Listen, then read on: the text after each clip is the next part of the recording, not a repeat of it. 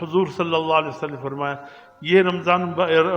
روزے جو ہے تم سے پہلے امتوں پر بھی اللہ پاک نے فرض کیے تھے، صرف تمہارے اوپر نہیں، لوگوں نے اس کو بگاڑ دیا، عیسائیوں نے بھی بگاڑ دیا، یہودیوں نے بھی بگاڑ دیا، بگاڑ بہت آ گئی تھی، لیکن الحمدللہ اس دین کی محافظ خود اللہ ہے۔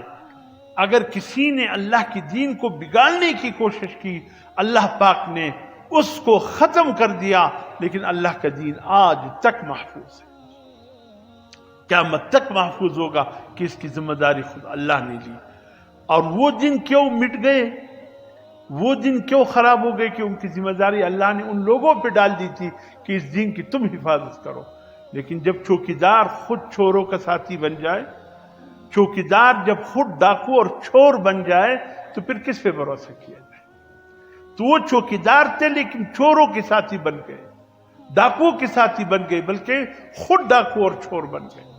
تو اس لیے ان کا دین کا یہی حال تو ہونا تھا۔ اور الحمدللہ اس دین کا محافظ خود اللہ ہے، اللہ پاک اس دین کی حفاظت کر رہا ہے۔ اور میرے